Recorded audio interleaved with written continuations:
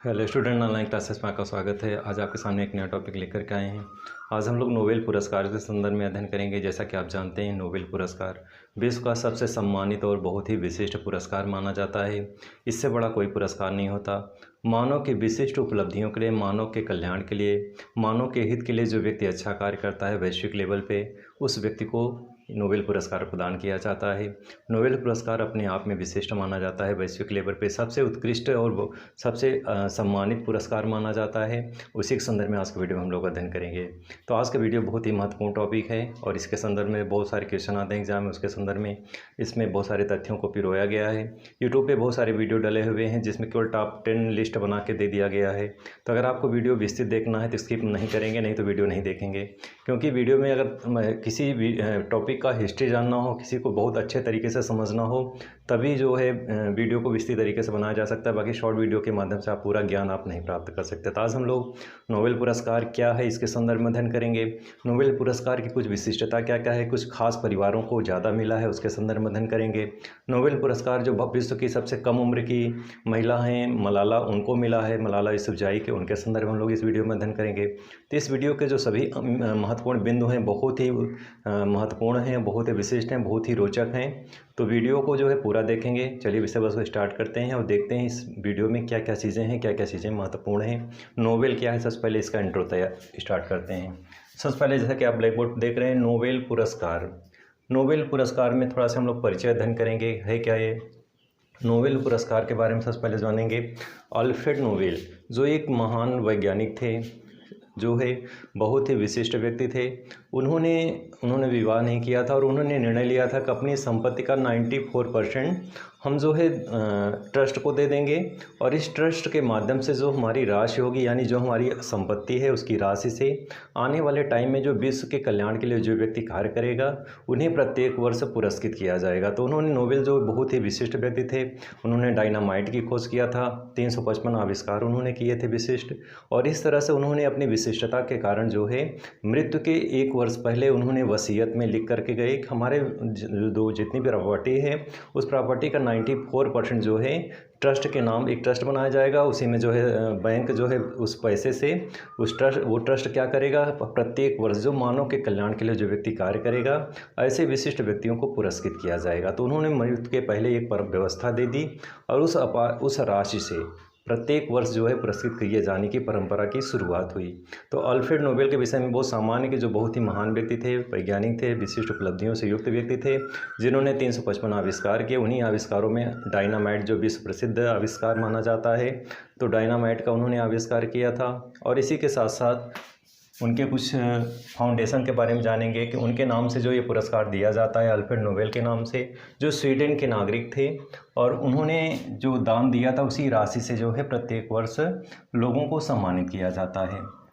Nobel foundation, जो foundation का नाम बना था, यानी एक फाउंडेशन बनाएगा जिसका नाम क्या था, अल्फ्रेड नोबेल के नाम से नोबेल फाउंडेशन बनाया गया। तो ये महत्वपूर्ण बिंदु, इसको लर्न रखेंगे कि उस फाउंडेशन का क्या नाम था, नोबेल फाउंडेशन, जो स्वीडन के वैज्ञानिक अल्फ्रेड नोबेल के स्मृति में, यानी उनके याद में 1901 से शुरू किया गया था। तो अल्फ्रेड नोबेल की जो पुण्यतिथि है 10 दिसंबर को उनकी मृत्यु हुई थी, और उसी को यादगार के रूप में उनकी चूँकि वसीयत में वो लिख करके गए थे कि हमारे जो है मृत्यु की तिथि को ही जो है इस पुरस्कार को दिया जाएगा। तो उनकी इच्छा थी, आखिरी इच्छा थी, और उसी आखिरी इच्छा को पूर्ण रूप देने के लिए जो है इस फाउंडेशन ने जो है पुरस्कार देना शुरू किया। तो ये फाउंडेशन जो है 1901 में शुरू किया गया था और इसमें व्यवस्था दी गई थी कि किन किन क्षेत्रों में पुरस्कार दिया जाएगा।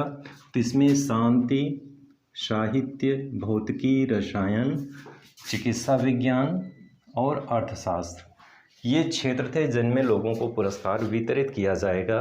तो इस तरह से 1901 में व्यवस्था दी गई, 1900 में, और 1901 में ये प्रारंभ किया गया। तो दो चीज़ें इसमें हैं, यानी इस फाउंडेशन की स्थापना 29 जून 1900 की हुई थी और 1901 में इसकी शुरुआत हुई थी। दो चीज़ें इसको जानेंगे, लर्न रखेंगे कि फाउंडेशन की स्थापना 29 जो है एकदम क्लियर है, 29 जून 1900 को हुई थी और 1901 में ये प्रारंभ हुआ था। तो ये 6 क्षेत्र थे जिनमें लोगों को ये पुरस्कार प्रदान किया गया था। अब इसमें कुछ विशिष्ट चीज़ें हैं, जैसे ये जो 6 क्षेत्र हैं, शांति, साहित्य, भौतिकी, रसायन, चिकित्सा और अर्थशास्त्र। तो इन 6 क्षेत्रों में जो कि उस महत्वपूर्ण बिंदु है कि प्रारंभिक अवस्था में यानी 1901 से केवल 5 पुरस्कार ही लोगों को दिए जाते थे, 6 पुरस्कार नहीं दिए जाते थे। जो छठा शांति का पुरस्कार है ये 1969 से प्रारंभ किया गया, यानी वहाँ का जो नेशनल जो बैंक था, बैंक के रिकमेंड पे ये पुरस्कार दिया गया। यानी कहते हैं कि जो सेंट्रल बैंक था स्वीडन का, उसने शुरुआत किया था, इसको ऐड कराया था। तो 1901 से 5 पुरस्कार दिए जाते थे और 1969 यानी 1969 से जो छठा पुरस्कार है शांति का पुरस्कार वो दिया जाने लगा। तो इसमें ऐड किया गया था प्रारंभिक अवस्था में केवल 5 ही क्षेत्रों में पुरस्कार दिए जाते थे। तो ये बहुत महत्वपूर्ण बिंदु, इसको लर्न रखेंगे। इसी क्रम में आगे चलेंगे। ये जो फाउंडेशन है, कौन सा फाउंडेशन? Nobel foundation. इस फाउंडेशन में 5 लोगों की एक टीम है और विजेताओं को प्रतिवर्ष जो घोषणा किया जाता है, अक्टूबर माह में विजेताओं की घोषणा की जाती है वैश्विक लेवल पे, और 10 दिसंबर जो अल्फ्रेड नोबेल का जो पुण्यतिथि है उसी दिन इनकी मृत्यु हुई थी, उस मृत्यु को यादगार बनाने के लिए 10 दिसंबर को यह पुरस्कार वितरित किया जाता है स्वीडन की राजधानी। तो कहने का मतलब है कि पुरस्कार में 5 लोगों की एक टीम बनाई गई है जो अक्टूबर में घोषित करते हैं कि कौन कौन विजेता होंगे, किन किन देशों के, कौन विशिष्ट वो व्यक्ति हैं, और 10 दिसंबर को इसे वितरित किया जाता है। तो अल्फ्रेड नोबेल की पुण्यतिथि पे इसे क्या किया जाता है? वितरित किया जाता है। तो स्वीडन की राजधानी स्टॉकहोम में जो है इसे वितरित किया जाता है। और 1974 में इसकी कुछ खास बातें हैं। एक नियम बनाया गया कि 1974 के पश्चात जो है मरणोपरांत पुरस्कार नहीं दिया जाएगा। जैसे कि व्यक्ति की मृत्यु हो जाती है उसके बाद भी पुरस्कार वितरित किए जाते हैं। तो एक सिस्टम बनाया गया कि 1974 के बाद जो है केवल जीवित व्यक्तियों को ही पुरस्कृत किया जाएगा। जब घोषणा की जाएगी तो व्यक्ति जीवित होना चाहिए। मृत्यु उपरांत जो है ये परंपरा जो है 1974 के टाइम में के पहले दिया जाता था, लेकिन 1974 से स्टार्ट कर दिया गया केवल जीवित व्यक्तियों के लिए। तो ये भी एक महत्वपूर्ण बिंदु है, इसको भी लर्न रखेंगे। नेक्स्ट बिंदु पे हम लोग चलते हैं। भारत में नोबेल पुरस्कार विजेता कुछ हैं, इनके संदर्भ में अध्ययन करेंगे। सबसे पहले हैं रविन्द्रनाथ टैगोर। प्रश्न एग्जाम में आता है, भारत के ऐसे पहले कौन से व्यक्ति हैं जिन्हें नोबेल पुरस्कार दिया गया? तो नोबेल पुरस्कार प्राप्त करने वाले प्रथम भारतीय रविन्द्रनाथ टैगोर हैं, जिन्होंने साहित्य के क्षेत्र में इनकी विशिष्ट उपलब्धि रही। साहित्य कहते हैं कि रचना जो होता है, जो साहित्य होता है, साहित्य के माध्यम से समाज को दिग्दर्शित करता है, एक नई दिशा प्रदान किया जा सकता है। लेखनी में बहुत ताकत होती है। और रविन्द्रनाथ टैगोर जो कलकत्ता से बिलोंग करते थे, इनका जन्म कलकत्ता में हुआ था और इन्होंने जो है अपनी कविता संग्रह जो गीतांजलि थी, इन्हीं की विशिष्ट उपलब्धियों के कारण इन्हें 1913 में नोबेल पुरस्कार मिला। और इस तरह से इनकी अपनी विशिष्ट उपलब्धि गीतांजलि के कारण इन्हें नोबेल मिला। सेकंड है सीवी रमन। सीवी रमन को 1930 में मिला भौतिकी के क्षेत्र में, और ये प्रकाश की गति, विखरने और संबंधित प्रभावों का अध्ययन किया था। ये त्रिचुरापल्ली तमिलनाडु के थे, तो इस तरह से तमिलनाडु से बिलोंग करते थे। थर्ड है हरगोविंद खुराना। इन्हें 1968 में 1968 में चिकित्सा के क्षेत्र में नोबेल मिला। इन्होंने जेनेटिक की खोज की थी और जन्म स्थान का रायपुर पंजाब है। नेक्स्ट है मदर टेरेसा। मदर टेरेसा 1979 में शांति का पुरस्कार इन्हें मिला था मानव सेवा के लिए। जन्म स्थान इनका मैसिडोनिया था। अब ये महत्वपूर्ण यहाँ पे तथ्य है कि मदर टेरेसा तो भारतीय आयरिश मतलब भारत की नहीं थी बल्कि मैसिडोनिया के थी। तो इन्होंने भारत में रह के कलकत्ता में रह करके इन्होंने रोगियों के लिए, पीड़ितों के लिए, गरीबों के लिए, असहायों के लिए इन्होंने सेवा किया और इन्हीं सेवा के कार्यों के कारण इन्हें नोबेल पुरस्कार से सम्मानित किया गया। नेक्स्ट बिंदु इसी में है सुब्रमण्यम चंद्रशेखर। 1983 में इनको प्रदान किया गया नोबेल भौतिकी के क्षेत्र में, और इन्होंने तारों की आकृति और उनके विकास के संदर्भ में इन्हें नोबेल प्रदान किया गया भौतिकी के क्षेत्र में। जन्म स्थान इनका लाहौर पाकिस्तान है। जैसा कि उसमें भारत का विभाजन जब नहीं हुआ था तो उसमें इनका जन्म हुआ था और इस तरह से भारत के ही सीमा में माने जाते हैं। नेक्स्ट है अमर्त्य सेन।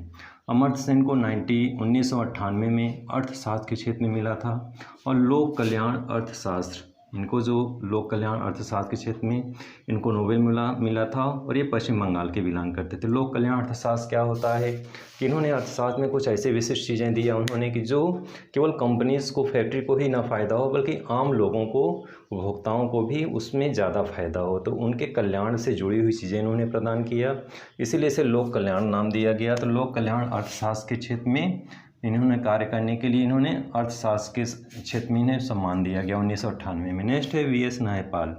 2001 में इनको साहित्य के क्षेत्र में प्रदान किया गया। विशेष योगदान के लिए साहित्य में जन्म स्थान इनका त्रिनिदाद है और इनके पूर्वज जो कि गोरखपुर से बिलोंग करते थे, तो इसलिए जो है इन्हें भारतीय के रूप में दर्शाया गया। नेक्स्ट है वेंकट रमन। 2009 में इन्हें रसायन के क्षेत्र में नोबेल का पुरस्कार प्रदान किया गया। राइबोसोम की संरचना व कार्यप्रणाली के संदर्भ में इन्हें मिला था रसायन के क्षेत्र में। इनका जन्म स्थान तमिलनाडु में है। नेक्स्ट है कैलाश सत्यार्थी। इनको 2014 में शांति के क्षेत्र में मिला था। यूसुफ मलाला यानी कैलाश सत्यार्थी को पाकिस्तान की यूसुफ मलाला थी, उनके साथ इनको संयुक्त रूप से ये पुरस्कार प्रदान किया गया था। अब यहाँ पे यूसुफ मलाला है नाम आया है, बहुत ही एक ऐसी बालिका जो बहुत विश्व में वैश्विक लेवल पे बहुत ज़्यादा ख्याति लब्ध हासिल की, उसके संदर्भ में थोड़ा सा ब्रीफ में अध्ययन करेंगे। मलाला यूसुफजई जो पाकिस्तान की नागरिक हैं और एक ऐसी बालिका थी जो पाकिस्तान में शिक्षा के क्षेत्र में अपना संघर्ष के कारण इन्हें नोबेल का पुरस्कार प्रदान किया गया था। थोड़ा सा ब्रीफ में हम इनको जानकारी रखेंगे क्योंकि इनकी विशिष्ट उपलब्धि वैश्विक लेवल पे है। जैसा कि आप जानते हैं मलाला यूसुफजई, इनका जन्म 12 जुलाई 1997 को मिंगोर हैबर पाकिस्तान में हुआ था। तो पाकिस्तान में जन्मी थी, जिस क्षेत्र में वहाँ पे इनके पिताजी विद्यालय चलाते थे और वहाँ पे चूँकि 2007 में तालिबानियों के द्वारा जो यहाँ पे क्षेत्र था स्वाति घाटी, तो स्वाति घाटी में तालिबानियों का जो कब्ज़ा हो जाता है, पाकिस्तान का एक क्षेत्र था और तालिबानियों के कब्ज़ा हो जाने से तालिबानियों के रुख जो है आतंकी रुख होते हैं, उनके विचार आतंकी होते हैं।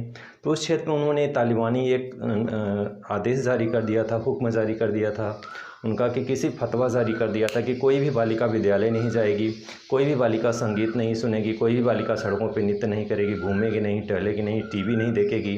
तो इस तरह से उन्होंने तालिबानी जो फरमान जारी किया था उसी के संदर्भ में कोई बालिका विद्यालय नहीं जा सकती थी। तो उसी के खिलाफ चूँकि एक बालिका जो बहुत कम उम्र की थी, उसने शिक्षा के क्षेत्र में संघर्ष किया, बालिकाओं की शिक्षा के लिए बढ़ावा देने के लिए खुद वीणा अपने हाथ में उठाई और उसने लगातार संघर्ष किया। कहते हैं कि 2007 में स्वात घाटी में तालिबानी हुक्म के खिलाफ जब लगातार संघर्षरत ये लोग रहे यहाँ के नागरिक, तो ऐसे में मलाला यूसुफजई ने लेख लिखना शुरू किया, डायरी लिखना शुरू किया और तालिबानियों के खिलाफ उसने जो आवाज़ उठाई अपने डायरी में के माध्यम से उसने बहुत कुछ लिखा। जैसे 2009 में बीबीसी उर्दू के लिए उसने डायरी लिखना शुरू किया और उस डायरी में तालिबानियों के द्वारा जो टीवी पे प्रतिबंधित कर दिया गया, टीवी देखना, संगीत के लिए प्रतिबंधित कर दिया गया, बालिकाएं कोई विद्यालय नहीं जा सकती थी, शिक्षा ग्रहण नहीं कर सकती थी, तो उसके खिलाफ उसने लेख लिखा बीबीसी पे और अपना नाम बदल दिया। चूँकि उस यूसुफ मलाला जो थी 15 वर्षीय एक ऐसी बालिका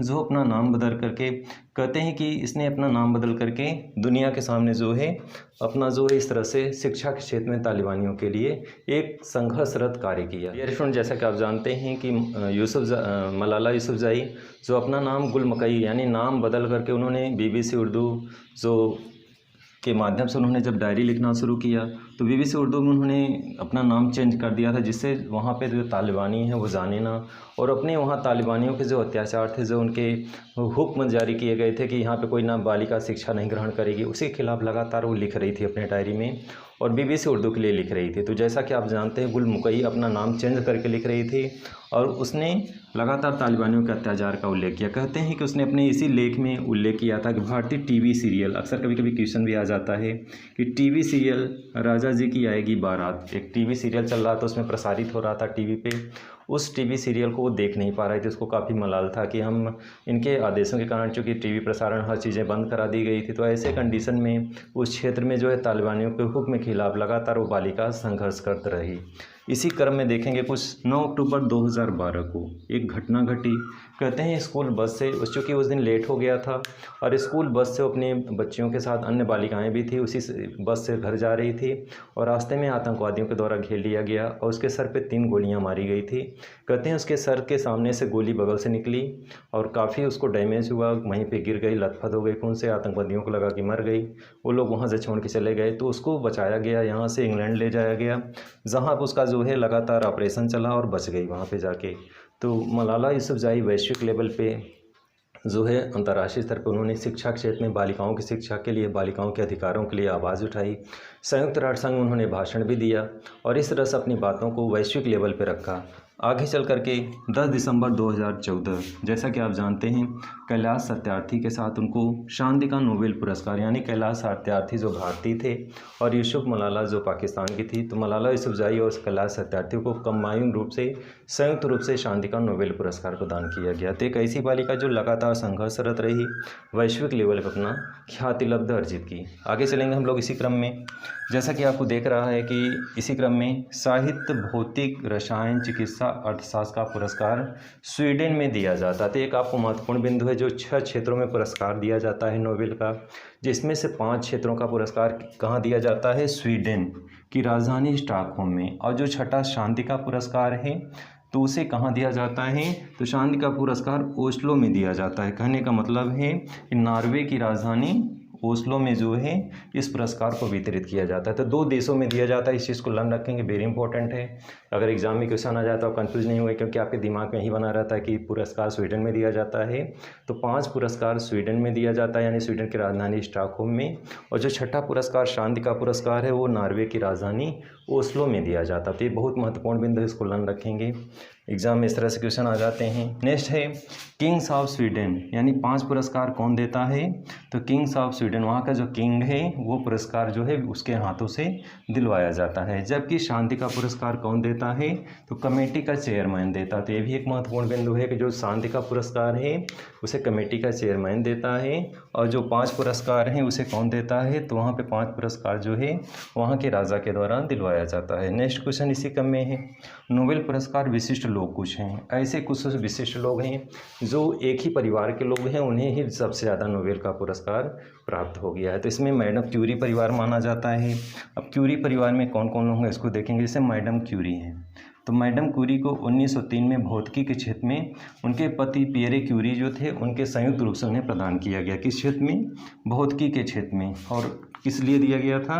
रेडियो एक्टिविटी की खोज के लिए दिया गया था। रेडियो एक्टिविटी में वर्क जो उन्होंने किया था उसी के संदर्भ में भौतिकी के क्षेत्र में पुरस्कार प्रदान किया गया था। 1911 में इन्हें रेडियम की खोज के लिए प्रदान किया गया।